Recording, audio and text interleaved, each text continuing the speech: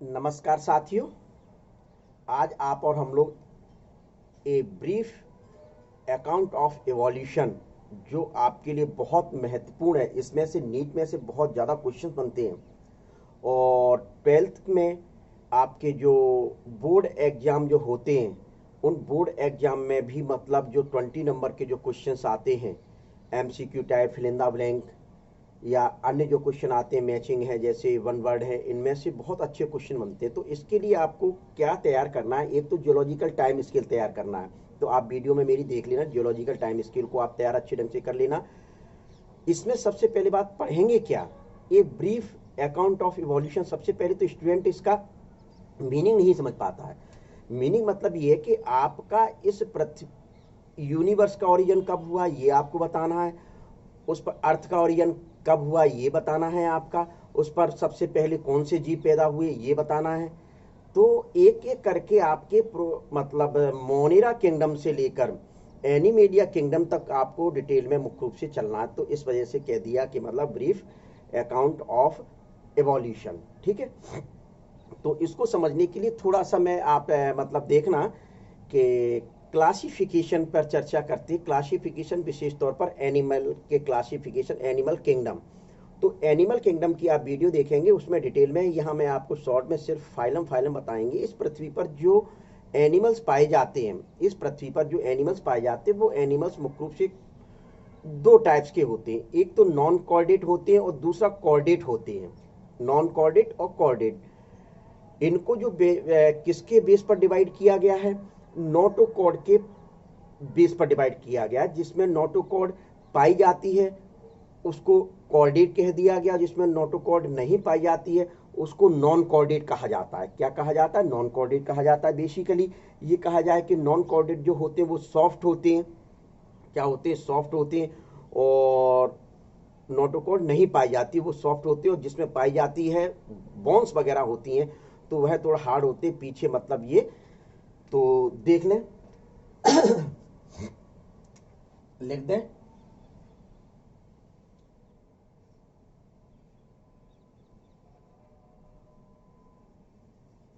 Animal kingdom.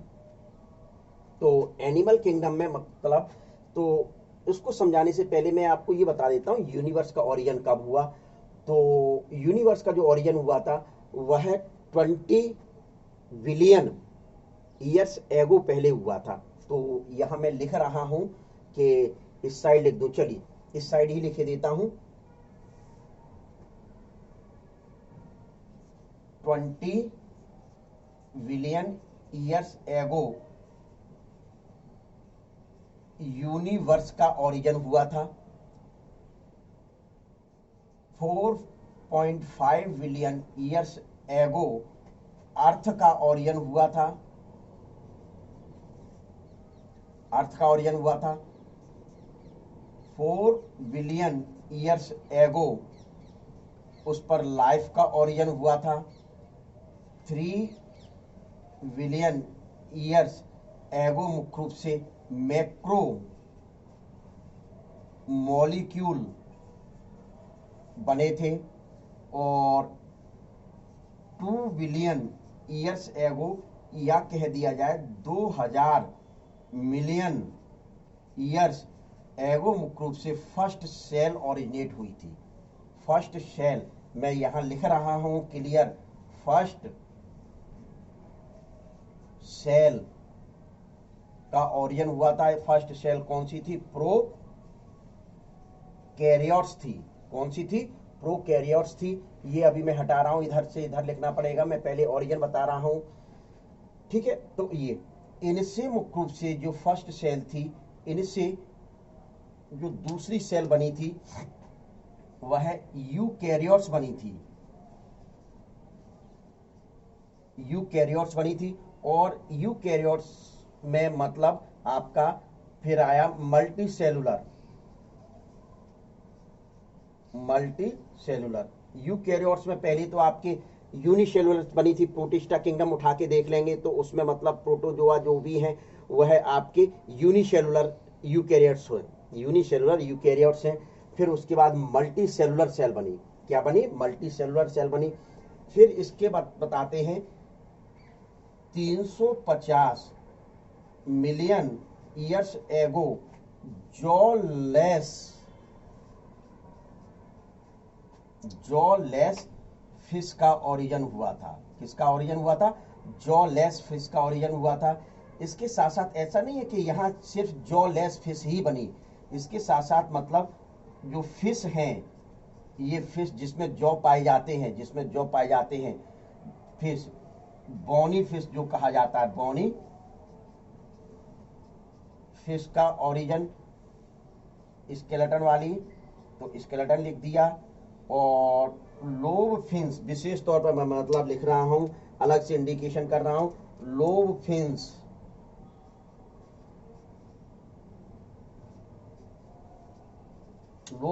है, उसका भी ओरिजिन मुख्य रूप से इसी समय में हुआ था, 350 मिलियन ईयर्स एगो। विशेष तौर पर आपको ये ध्यान में रखना है। फिर यही मतलब 350 से पहले यहाँ इस जगह यहाँ प्लांट का ओरिजिन हुआ था। किसका ओरिजिन हुआ था? प्लांट का ओरिजिन मुख्य रूप से 320 मिलियन ईयर्स एगो। तो यहाँ मैं लिखे देता हूँ 320 मिलियन ईयर्स एगो जो ओरिजिन हुआ था वह मुख्य रूप से किसका? सीवीड्स दिखाई देगा, सीवीड्स एंड दिखाई दे रहा है बच्चों, एंड वास्कुलर प्लांट्स का ओरिजिन हुआ था। तो ये इस प्रकार से एक टाइम स्केल है जो आपको ध्यान में रखना है। विशेष तौर पर बहुत ज्यादा क्वेश्चंस नीट में इनमें से पूछे जाते हैं। ठीक है, तो अब आप और हम लोग ये टाइम स्केल बता दिया थोड़ा सा। पूरा यदि विस्तृत रूप से देखना है टाइम स्केल को, तो आप जियोलॉजिकल टाइम स्केल वाली वीडियो को देख लेंगे, तो उसमें आपका पूरा क्लियर हो जाएगा। तो एनिमल किंगडम,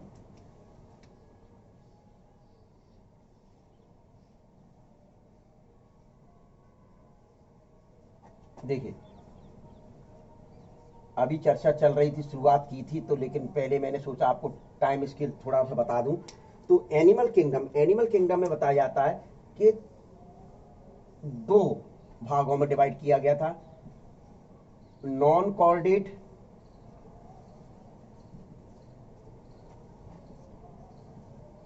और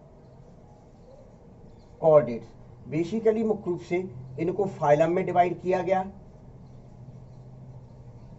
फाइलम 10 फाइलम, और एक ये फाइलम था, तो ये 11वें नंबर का फाइलम हो गया। तो सबसे पहला फाइलम जो था वह पॉरीफेरा। कौन सा फाइलम था? पॉरीफेरा। दूसरा था निडेरिया, जिसको सिलेंट्रेटा भी कहा जाता है, विशेष तौर पर ध्यान रखेंगे, सिलेंट्रेटा कहा जाता है विशेष तौर पर। फिर आता है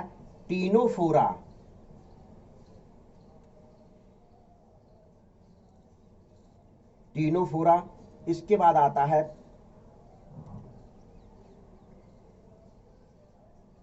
प्लेटी हेलमिंथीज।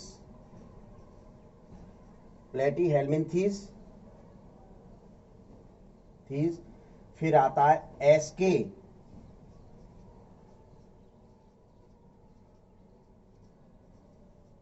हेलमेंथीज। इसी को निमेटोडा भी कहा जाता है, एसके हेलमेंथीज को निमेटोडा के नाम से भी जाना जाता है, ये विशेष आपको ध्यान में रखना है। फिर आता है एनिलिडा। फिर आता है आर्थ्रोपोडा के बाद मोलस्का, और मोलस्का के बाद इकाइनोडर्मेटा, और फिर आता है हेमिकॉर्डेटा। तो ये जो लिखे हुए आप पढ़ लें, 10 हो गए होंगे, 1 2 3 4 5 6 7 8 9 10। इस प्रकार से ये नॉन कॉर्डेट्स के अंतर्गत आता है, यानी इसमें क्या नहीं पाया जाता है? इसमें क्या नहीं पाया? नोटोकॉर्ड नहीं पाई जाती है, इसमें आपके नोटोकॉर्ड पाई जाती है। ये जो फाइलम है विशेष तौर पर, ये आपका मैं यहां इंडिकेट कर देता हूं, ये क्या है? फाइलम है। फाइलम, इसमें नोटोकॉर्ड प्रेजेंट होती है, नोटोकॉर्ड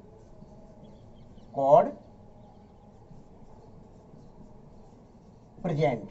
इसमें नोटोकॉर्ड मुख्य रूप से क्या रहती है, एब्सेंट रहती है। क्या रहती है, एब्सेंट रहती है। तो इस प्रकार से, तो विशेष ध्यान देखें, ये वाटर में पाए जाते थे, ये पूर्ण रूप से वाटर में पाए जाते थे, ये भी वाटर में पाए जाते थे, ये भी वाटर में पाए जा रहे हैं, सी मैराइन में पाए जा रहे हैं। यहां से मुख्य रूप से क्या हुआ था कि ये वाटर के बाहर आए, प्लेटीहेलमिन्थेस से वाटर के बाहर आए, और पूर्ण रूप से मतलब ये वाटर में भी पाए जाते थे आर्थ्रोपोडा, और लैंड एनिमल्स भी थे, इसके अंतर्गत लैंड एनिमल्स भी थे। तो इस प्रकार से आपको क्या बताना है कि कौन कहां पाया जाता है, इसके विषय पे भी मुख्य रूप से अपने चर्चा होगी। अब बताया जाता है कि सीधे सीधे कॉर्डेट को मुख्य रूप से निम्न पार्ट में डिवाइड किया जाता है। क्या कॉर्डेट को निम्न पार्ट में डिवाइड किया जाता है? तो सबसे पहला जो पार्ट है वह यूरो कॉर्डेट्स, दूसरा जो पार्ट है वह है सिफेलो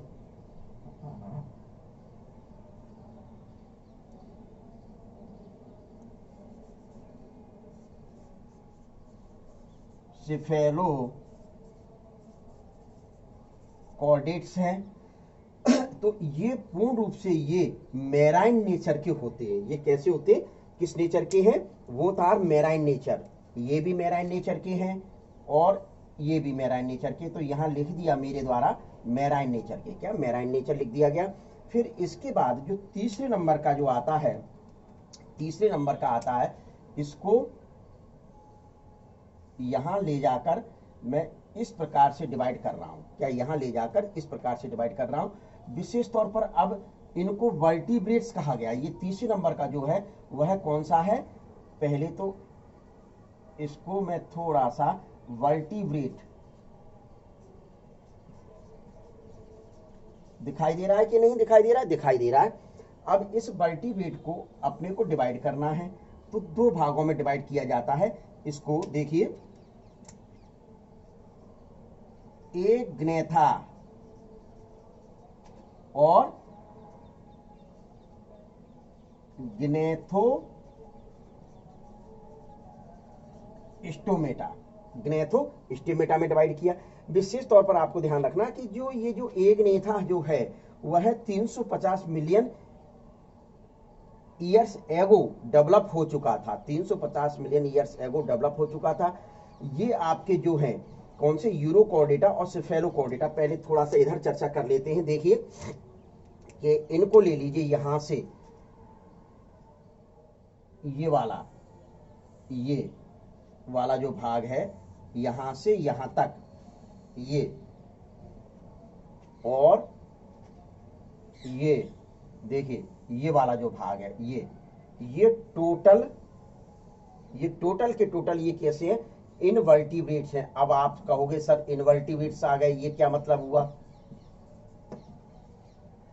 मतलब ये कहा जाता है notochord replace by vertebral column. ये जो अपनी रीढ़ की हड्डी पाई जाती है, ये वाली जो रीढ़ की हड्डी पाई जाती है, वह मुख्य रूप से नोटोकॉर्ड किसके द्वारा रिप्लेस हो गई? रीढ़ की हड्डी के द्वारा, यानी वर्टिबल कॉलम के द्वारा रिप्लेस हो जाती है। तो इस आधार पर इनको वर्टिब्रेट्स कहा गया। इसको क्या कहा गया? वर्टिब्रेट्स में दो आ गए, एक ग्नेथा और ग्नेथोस्टोमेटा। तो ये जो शेष बचते हैं, ये पूरा का, इसमें कॉर्डेट पाई जा रही है, इसमें कॉर्डेट, नोटोकॉर्ड मतलब प्रेजेंट है, इसमें नोटोकॉर्ड प्रेजेंट है, लेकिन आते किस्म के अंतर्गत है? इनवर्टिब्रेट्स के अंतर्गत आते। क्यों? क्योंकि इसमें नोटोकॉर्ड वर्टिबल कॉलम के द्वारा रिप्लेस नहीं हो पाती। इन उसमें 10 ये और 2 यूरोकॉर्डेटा और सिफेलोकॉर्डेटा में विशेष तौर पर ध्यान में रखना है आपको। तो यूरोकॉर्डेटा जो है आपके यहां तक, ये विशेष ध्यान रखना है। फिर आता है एक ग्नेथा और ग्नेथोस्टोमेटा। हाँ, एक चीज मैं और यहां बताना चाह रहा हूं, विशेष तौर पर लिख देता हूं कि 500 मिलियन ईयर्स एगो इनवर्टिब्रेट एक्टिवेट थे। 500 मिलियन ईयर्स एगो, यानी आज से 500 मिलियन वर्ष पूर्व इनवर्टिब्रेट एक्टिव हो गए थे, और वर्टिब्रेट्स एक्टिव नहीं हुए थे। विशेष ध्यान रखना, 500 मिलियन ईयर्स एगो इनवर्टिब्रेट एक्टिव थे, लेकिन वहां कौन एक्टिव नहीं थे? वर्टिब्रेट्स एक्टिव नहीं थे। तो चर्चा करते हैं वर्टिब्रेट। तीसरा जो है एग्नेथा और ग्नेथोस्टोमेटा, इनको मुख्य रूप से जॉलेस कहा जाता है। इनको क्या कहा जाता है? जॉलेस कहा जाता है। क्यों? क्योंकि उसमें जॉ नहीं प्रेजेंट होती है, तो इस वजह से क्या कह दिया? जॉलेस। जॉलेस मतलब है, तो इनका जो माउथ जो था वह राउंड था, ये इस प्रकार से थे। जब जॉ नहीं पाए जाते तो स्वाभाविक है कि जॉ क्यों पाए जाते हैं? अब निचला जबड़ा, ऊपरी जबड़ा, दो जॉ होते हैं आप और हम लोगों में, तो टीथ लगे रहते हैं। क्या? टीथ लगे रहते हैं। तो इनमें जो टीथ थे, इनमें टीथ पूरे राउंड अप में लगे रहते थे, इस प्रकार से। ये पूरे मुंह में मुख्य रूप से टीथ पाए जाते थे। ये जॉलेस हो गए। कैसे हो गए? जॉलेस हो गए। यदि जॉलेस मुख्य रूप से है तो इसका जो एग्जाम्पल, आप इसका एक क्लास है साइक्लोस्टोमेटा, इसका एक क्लास है जो एग्नेथे का साइक्लोस्टोमेटा। तो साइक्लोस्टोमेटा मुख्य रूप से इसका क्लास है। तो इसमें साइक्लोस्टोमेटा क्या नाम? साइक्लो का मतलब होता है राउंड, तो ये राउंड माउथ हो गया। स्टोमेटा का मतलब है मुंह, माउथ। स्टोमेटा का मतलब क्या है? माउथ। लिख दूं क्या साइक्लोस्टोमेटा? लेकिन जगह दिखाई दे रही है।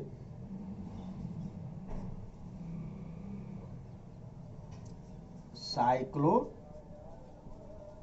स्टोमेटा, ठीक है। तो साइक्लो का मतलब हुआ राउंड, स्टोमेटा का मतलब होता है माउथ, यानी कि राउंड माउथ पाए जाते हैं। इसके अंतर्गत इस प्रकार के एनिमल आते हैं। तो जॉ लेस आपको ध्यान में रखना है, जॉ लेस आपको ध्यान में रखना है। अब आता है ग्नेथोस्टोमेटा। तो ग्नेथोस्टोमेटा को मुख्य रूप से दो पार्ट में डिवाइड किया गया। तो देखिए, दो पार्ट लिखिए इसकी। फर्स्ट, पिसीज, यानी पाइसिस या पिसीस कहा जाता है, मतलब मछलियां सभी इसी के अंतर्गत आती है। पिसीस के अंतर्गत सभी की सभी मछलियां आती है। मछलियां में कौन सी मछलियां आती है? फिश आती है कॉन्ड्रिक्थिस, कॉन्ड्रिक्थिस फिश आती है।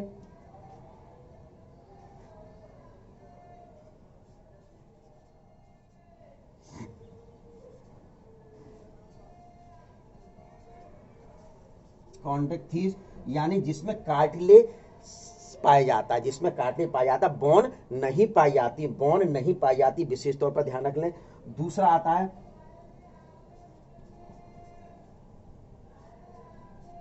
ऑस्टिक थी, जो बोनी फिश के नाम से जानी जाती, जो बोनी फिश के नाम से विशेष तौर पर जानी जाती। फिर दूसरा क्लास आता है सब फाइलम टेट्रापोडा। कौन सा है? टेट्रापोडा। टेट्रापोडा में एम्फीबिया, एम्फीबिया से रेप्टाइल्स आए, और रेप्टाइल्स से दो दिशाओं में मुख्य रूप से डेवलपमेंट हुआ, इवोल्यूशन हुआ। एक तो सब एबीज बने। क्या बने? एबीज बने। इसका आपको यदि ध्यान होगा, मिसिंग कनेक्टिंग लिंक में बता के आया। क्या बता के आया? मिसिंग कनेक्टिंग लिंक बता के आया था, आर्कियोप्टेरिक्स। क्या? आर्कियोप्टेरिक्स। तो ये बने आपकी एम्फीबिया। एम्फीबिया से, चलिए मैं थोड़ा थोड़ा सा लिख देता हूं क्योंकि यहाँ स्पेस नहीं है। एम्फीबिया, एम्फीबिया से रेप्टाइल्स आए। क्या है? रेप्टाइल्स आए। रेप्टाइल से एबीज बने, और रेप्टाइल से ही मैमल्स बने। रेप्टाइल से ही मुख्य रूप से क्या बने थे? आप जियोलॉजिकल टाइम स्केल में देख लेना, बिल्कुल क्लियर बताया गया, बिल्कुल आपको क्लियर बताया गया। तो इस प्रकार से मुख्य रूप से आपके ये हुआ। अब प्रश्न मुख्य रूप से उठता है कि जॉ लेस मुख्य रूप से जो फिशेज थी, क्या जॉ लेस जो फिशेज थी 1938 में, लोग कहते हैं कि जॉ लेस शुरुआत में बताया, ये लो फिन्स लिखा हुआ है, लो फिन्स लिखा, 350 मिलियन ईयर्स एगो जॉलेस फिश बनी। उसमें मतलब आपके जॉलेस फिश में आपको सीधे सीधे जो लो फिन्स का एग्जांपल दिया था, सीलोकेंथ। लो फिन्स मतलब सीलोकेंथ।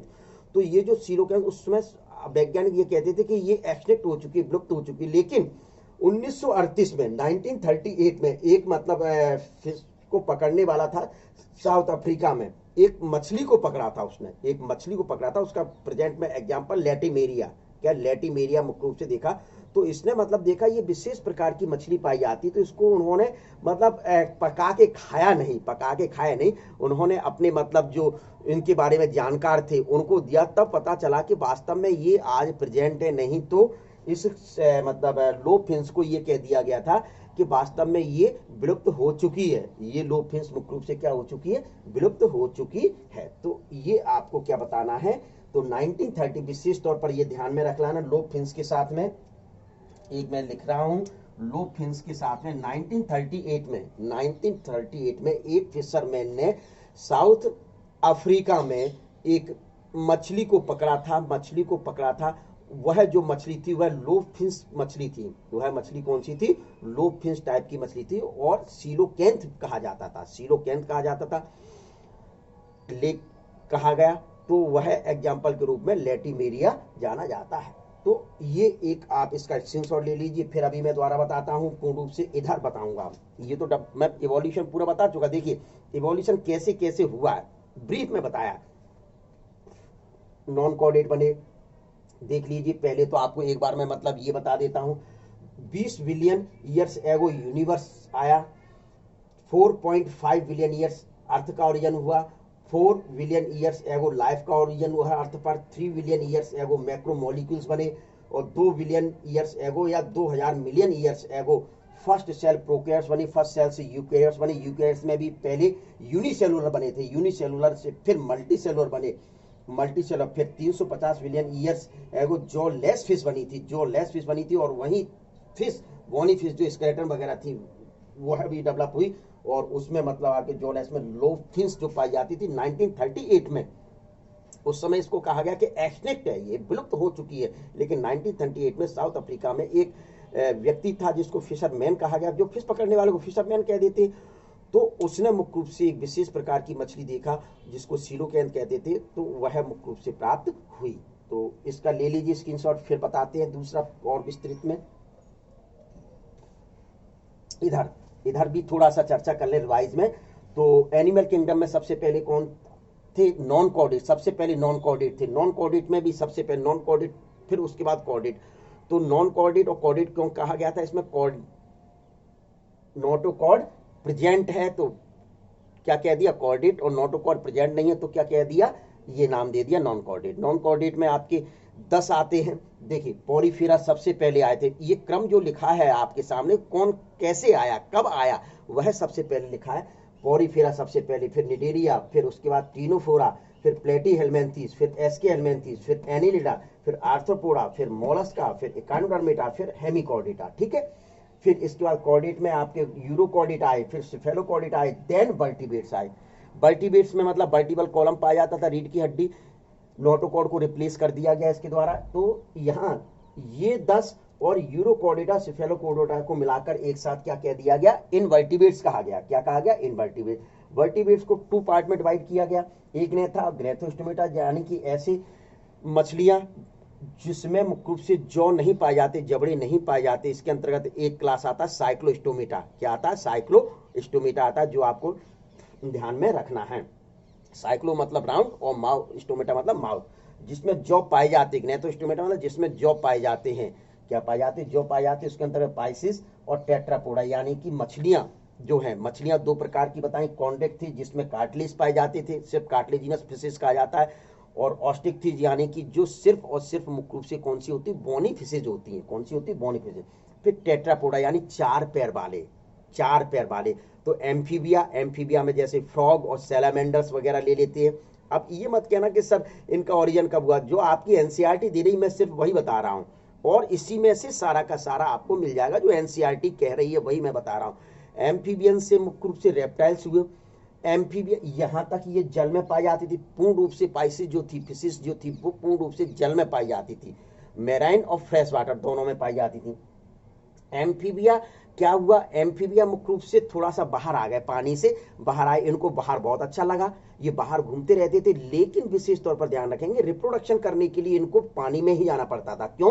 क्योंकि वहां जैसे एक एग्जाम्पल मैडर फ्रॉग का ले लें, तो फीमेल फ्रॉग और मेल फ्रॉग, फीमेल फ्रॉग अपने ओवा वाटर में ही रिलीज करती थी, और मेल फ्रॉग स्पर्म को वाटर में ही रिलीज करते थे। तो वहां मेल और फीमेल जो गैमेट्स हैं उनका फ्यूजन होता था, यानी फर्टिलाइजेशन होता था। तो ये मुख्य रूप से ध्यान में रखना कि ये बाहर तो आ गए, ये बाहर, लेकिन ये नहीं है कि मतलब रोड पर जाकर इन्होंने अंडे दे दिए, पता चल रहा अपन जा रहे मर गए, अंडे खराब हो गए।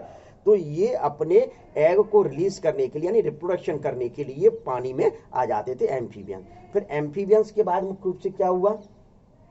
आपका ये रेप्टाइल्स का डेवलपमेंट हुआ। किसका डेवलपमेंट हुआ? रेप्टाइल्स का डेवलपमेंट हुआ। और रेप्टाइल्स से मुख्य रूप से जो इवोल्यूशन हुआ, तो वो 2 डायरेक्शन में हुआ, 2 दिशाओं में हुआ।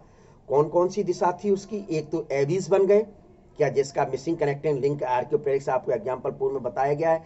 और दूसरे कौन से बने, मैमल्स बने, जिसमें आप और हम लोग आते हैं। क्या आते हैं, मैमल्स में मुख्य रूप से आप और हम लोग मुख्य रूप से आते हैं। तो इस प्रकार से आपको इसके बारे में बताना है। अब इसके बारे में आगे चलकर और थोड़ा सा चर्चा करते, पहले स्क्रीनशॉट इसका ले लीजिए आप। क्लियर। देखिए ये मैं डाल रहा हूं सिर्फ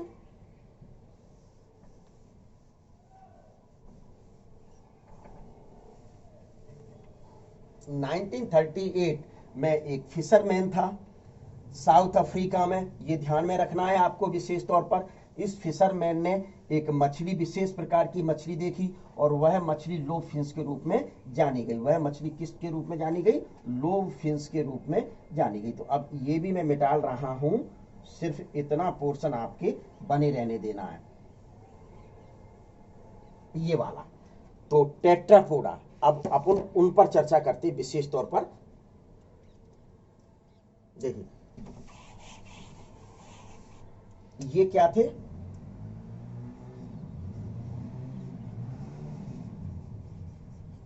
वर्टिब्रेट्स।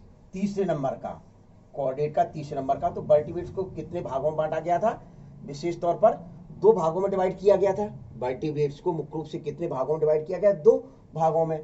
कौन कौन से भाग थे, एक ने था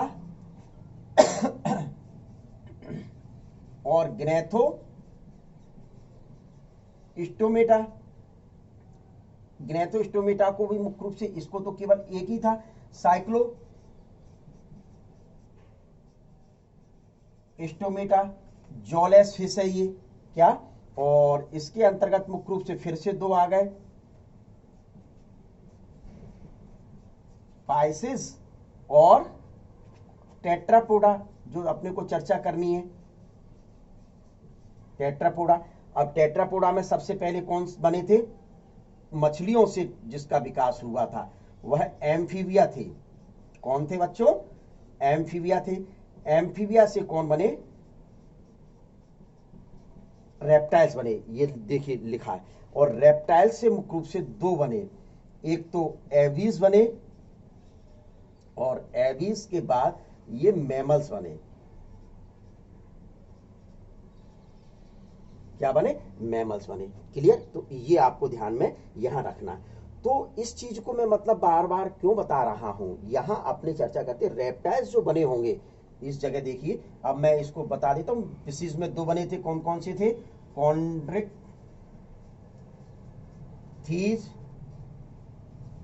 और इसमें कार्टिलेजिनस फिश थी। ये कौन सी फिश थी, कार्टिलेज, यानी बॉन नहीं पाई जाती, बॉन नहीं पाई जाती थी। दूसरी जो थी वह कौन सी थी, Osteichthyes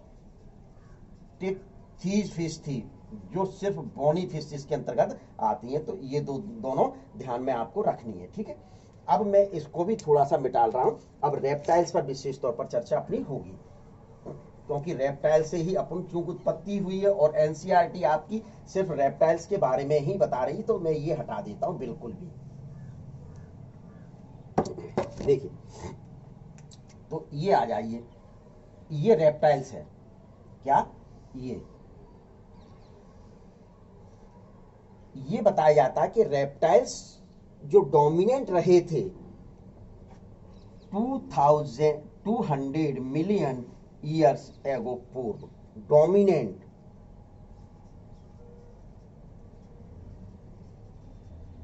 on earth, dominant on earth मतलब 2000। इस जगह मुख्य रूप से बताया जाता है कि 65 मिलियन ईयर्स एगो, 65 मिलियन ईयर्स एगो जो थे वह डायनासोर्स डिसअपियर हो गए थे। क्या, डायनासोर्स यहां क्या हो गए थे,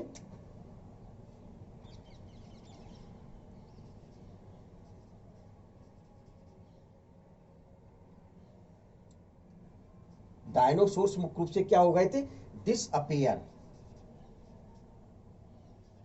डिसअपियर हो गए थे। कब, 65 मिलियन ईयर्स एगो, 265 मिलियन ईयर्स एगो डायनासोर्स अपेयर हो गए थे। अब ये मत पूछना डायनासोर्स कैसे अपेयर हो गए कि जहाज आए जहाज उनके ऊपर गिर पड़े इस वजह से हो गए, क्या मुख्य रूप से ये है कि बताते उसके अकॉर्डिंग इनके अकॉर्डिंग एटमॉस्फेयर नहीं था, क्लाइमेट नहीं था, इस वजह से मुख्य रूप से डिसअपेयर हो गए होंगे, ये आपकी एनसीईआरटी कहती है। तो फिर ये दूसरी चीज मुख्य रूप से बताते हैं कि सीधे सीधे ये जो रेप्टाइल्स ये ओरिजिन हुए थे यहाँ 265 क्यों 65 मिलियन ईयर से अगो, ये 200 ये जोड़ दिया तो इस वजह से 265 बता दिए। इसी बीच में यहाँ था जो ओरिजिन हुआ था ये 265 वर्ष पूर्व, डोमिनेंट इतने समय तक रहे, डोमिनेंट 200 मिलियन ईयर्स एगो रहे थे। इसी समय ये 200 वर्ष जो है 200 मिलियन ईयर्स एगो, 200 मिलियन ईयर्स एगो रेप्टाइल्स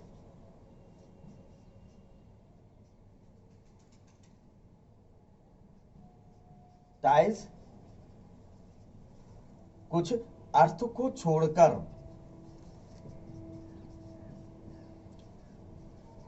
वाटर में जाने लगे, क्या अर्थ को छोड़कर पानी में गए थे, कुछ रेप्टाइल्स अर्थ को छोड़कर पानी में गए थे, तो उसको कहा गया था इक्तियोसोरस,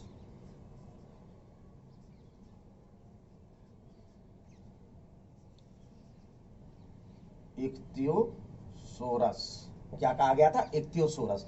अब एक ये पूछा जा सकता है कि लार्जेस्ट डायनासोर्स, आपकी जो एनसीईआरटी कहती है, मैं एनसीईआरटी की चर्चा कर रहा हूं कि जो लार्जेस्ट डायनासोर्स है वह टी रेक्स है, आपकी बुक्स में दिया हुआ है देख लेना, टी रेक्स है लार्जेस्ट डायनासोर्स, टी रेक्स है, कौन सा है टी रेक्स है, जो 20 फीट, कितना 20 फीट लंबा था, कितना था 20 फीट मुख्य रूप से लंबा था। तो इतना आपको क्या तैयार करना है, इसमें तैयार करना है रेप्टाइल्स के अंतर्गत, किसके अंतर्गत तैयार करना बच्चों, रेप्टाइल्स के अंतर्गत मुख्य रूप से तैयार करना है कि ये इनका उद्भव जो हुआ था 265 वर्ष, जिसमें से 65 वर्ष पूर्व मिलियन ईयर्स एगो डायनासोर्स डिसअपियर हो गए थे, समाप्त हो गए थे। 200 मिलियन ईयर्स एगो, 200 मिलियन ईयर्स एगो ये अर्थ पर डोमिनेंट रहे थे, डोमिनेंट रहे थे। तो 65 ये 200 ये, तो 265 वर्ष पूर्व इनका ओरिजिन हुआ होगा, ओरिजिन हुआ होगा। तो ये आपका, और विशेष तौर पर टाइम जियोलॉजिकल टाइम इसके देख लोगे और क्लियर बिल्कुल आपका हो जाएगा। तो अर्थ को छोड़कर 200 वर्ष पूर्व अर्थ को, कुछ रेप्टाइल्स अर्थ को छोड़कर कहां गए, पानी में जाने लगे, तो वो कौन सा था इक्तियोसोरस, कौन सा था इक्तियोसोरस। लार्जेस्ट डायनासोर्स कौन सा टीरेक्स है जो 20 फीट लंबा है, ये लगभग आपका बड़ा, मतलब लंबा मतलब बड़ा, ये आपकी एनसीईआरटी बता रही है। ये मैं बिल्कुल एक एक बात वही बताई है जो एनसीईआरटी में दिया हुआ है, एनसीईआरटी में आपके दिया हुआ मैं वही बात बता रहा हूं, विशेष तौर पर आपको ध्यान में ये रखना है, ठीक है। तो इसका ले लीजिए स्क्रीनशॉट। फिर आप और हम लोग अब प्लांट्स पर चर्चा करेंगे कि ये तो पूरा एनिमल हो गया, अब प्लांट्स पर चर्चा करेंगे, देखिए ठीक है। इसको मिटा लूं मैं जरा, यही कर देता हूं, चलिए देखिए प्लांट्स किंगडम पर आ जाएं।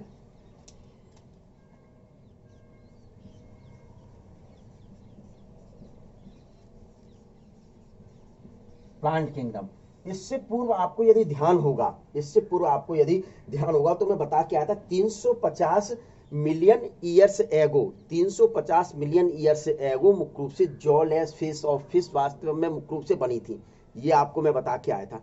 तो उससे ऊपर ही मुख्य रूप से plant sea weeds and vascular plants का डेवलपमेंट हो गया था। तो कितना 320 million years ago sea weeds and vascular tissue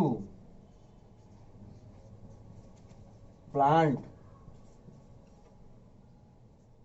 evolve हुए थे। क्या 320 billion years ago sea weeds seaweeds and vascular tissue plants exist हुए थे, इवॉल्व मुख्य रूप से हुए थे। तो इन प्लांट्स को अपन कैसे डिवाइड करते, देखिए कौन कौन से थे। सबसे पहले कौन आए प्लांट्स के रूप में, एल्गी। कौन आए थे, एल्गी मुख्य रूप से आए थे। दूसरे कौन आए थे, ब्रायोफाइट्स आए थे। कौन आए थे, ब्रायोफाइट्स आए थे। फिर इसके बाद मुख्य रूप से तीसरे कौन आए थे, पिटेरिडोफाइट्स।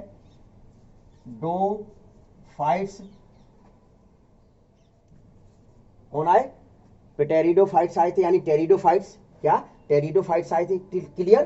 तो ये थोड़ा सा मुझे ऐसा लग रहा है कि इधर लेना पड़ेगा, इसको मैं मिटाल रहा हूं जरा, इसको मिटाल के इधर लेना पड़ेगा क्योंकि उधर दिखाई नहीं देगा, अभी और बनाना है थोड़ा, तो उस वजह से वो तो उतना देखते रहना, वो लिखा हुआ है, कोई समस्या नहीं है।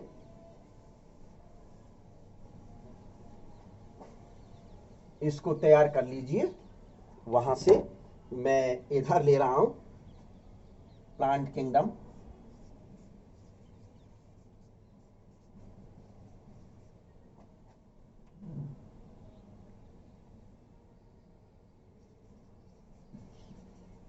देखिए प्लांट किंगडम को इस प्रकार से अब बड़े में कर सकते हैं आसानी से।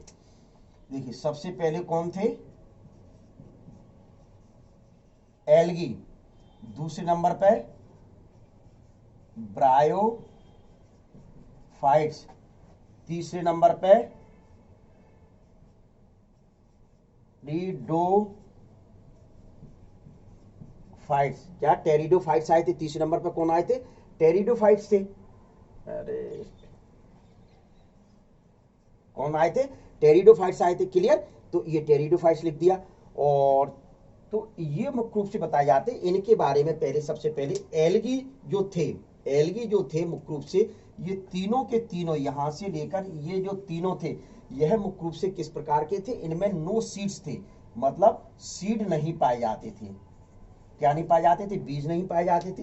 ये जो दोनों थे, ये और ये वाले, तो ये नॉन वास्कुलर थे, यानी वास्कुलर टिश्यू भी नहीं था। वास्कुलर टिश्यू मतलब जो आज जाइलम फाइलम पाए जाते हैं, जैसे जाइलम फ्लोएम पाए जाते हैं, जो पानी को पृथ्वी से ऊपर ले जाने का कार्य करते हैं, जाइलम ले जाते हैं कि नहीं ले जाते। तो उस समय ये छोटे छोटे पौधे थे, छोटे छोटे पौधे रहे होंगे, इस वजह से पानी को ऊपर ले जाने के लिए जाइलम इनमें मुख्य रूप से डेवलप नहीं हुआ होगा। तो विशेष तौर पर यहां आप लिखेंगे ये फर्स्ट वास्कुलर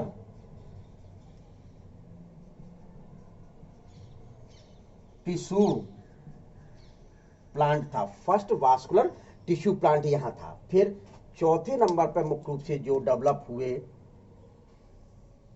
ये कौन डेवलप हुआ, कौन डेवलप हुआ था, तो ये देखें, ये सीड प्लांट्स हैं, इनको क्या कहा जाता है, सीड प्लांट्स। तो जिम्नो स्पर्म बने और एंजियो स्पर्म बने।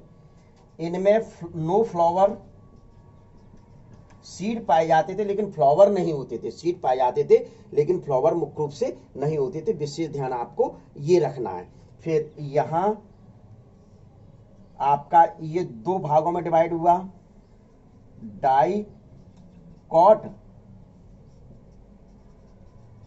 और मोनोकॉट, सिंपल। ये सारा मुख्य रूप से डेवलपमेंट हो गया। क्या हो गया, सारा का सारा मुख्य रूप से डेवलपमेंट हो गया। तो विशेष आपको ध्यान में ये रखना है कि यदि आपसे कोई पूछता है कि वास्कुलर टिश्यू किन किन में, तो यहां से लेकर ये जो है ये वाला प्लांट, ये पूरा का पूरा वास्कुलर टिश्यू वाला है, ये पूरा का पूरा प्लांट वास्कुलर टिश्यू वाला है। ये तीनों के तीनों मुख्य रूप से इनमें सीड नहीं पाए जाते। एल्गी, ब्रायोफाइट्स, टेरिडोफाइट्स में सीड नहीं पाए जाते। एल्गी और ब्रायोफाइट्स में नो वास्कुलर यानी वास्कुलर नहीं पाया जाता। तो इतना आपको मुख्य रूप से क्या तैयार करना है, a brief account of evolution के अंतर्गत। ठीक है। अब आपको विषय ध्यान रखना है कि ये तैयार जब होगा, ये सन अच्छे ढंग से, जो जियोलॉजिकल टाइम स्केल को भी तैयार कर लेना। क्या जियोलॉजिकल टाइम स्केल की जो मेरी वीडियो है, उस वीडियो को देख लोगे तो उससे बिल्कुल क्लियर हो जाएगा कौन कब और आया क्या। तो ये ठीक है, इसका स्क्रीनशॉट ले लीजिए आप।